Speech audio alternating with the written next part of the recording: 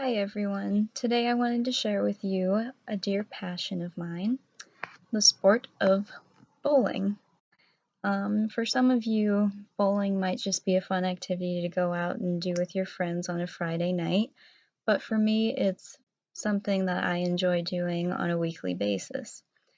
I started bowling in 8th grade and I bowled all the way through high school. I've bowled the first 2 years of college, and I'm going into my third year here at Campbellsville on the bowling team. I enjoy it because I enjoy doing solitary things, so it allows me to be able to do my own game, but it also connects me with a lot of different people from a lot of different backgrounds. So you kind of get the best of both worlds there. But let me just share with you a few basic things about bowling that most people may not know about. First of all, there are different lane conditions.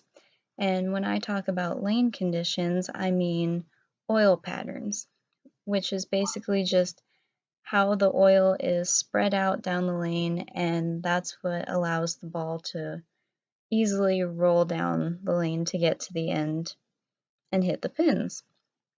Now, in a normal setting where you might go and just have fun with your friends, you're going to be bowling on what's called a house shot.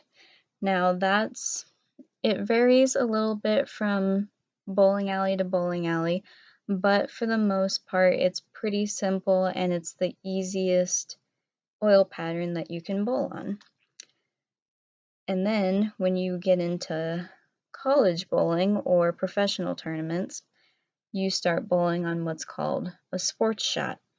Now, sports shot, it's kind of like, it's a little different than what it sounds because when you say sports shot, it sounds like there's only one type of sports shot, but really there are many different kinds of sports shots. And when I say sports shot, I just mean different types of patterns. It's a different category of oil patterns. Now, we tend to bowl on sports shots that are very difficult, and many professionals face those conditions, but for the most part, what you're going to bowl on as an average person will be house shot. Now, in order to handle these different lane conditions, we have different bowling balls made for changing conditions.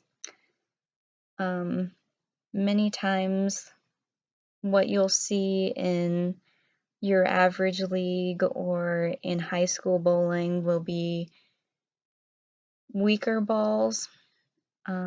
And when I say that, I mean less reactive balls.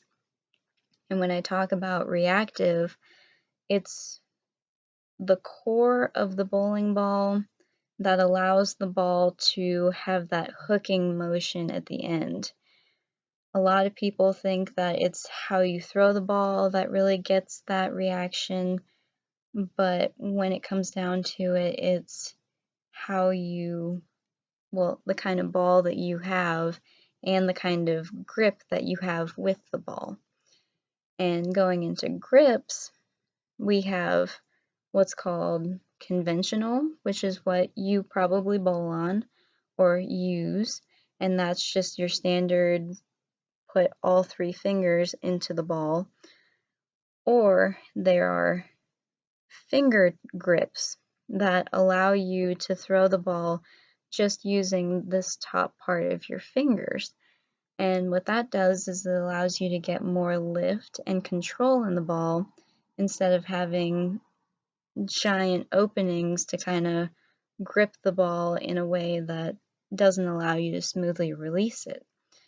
So we also have different bowling styles. Like some people enjoy throwing the ball with two hands, and that's something that's more new in the world of bowling, but for the most part, you're going to see a lot of one-handed bowlers. Two-handed bowlers are seen more amongst men than women, and that's just because they're stronger and can handle it better. And then there are different approaches. We have anywhere between 3 and 7 approaches, steps. You could have just a 3-step approach, or you could have 4, 5, 6, 7.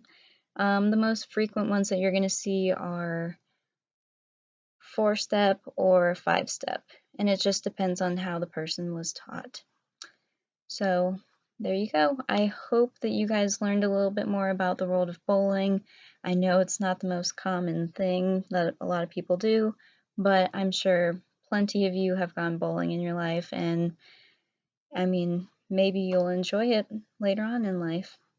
So thank you, and that's it.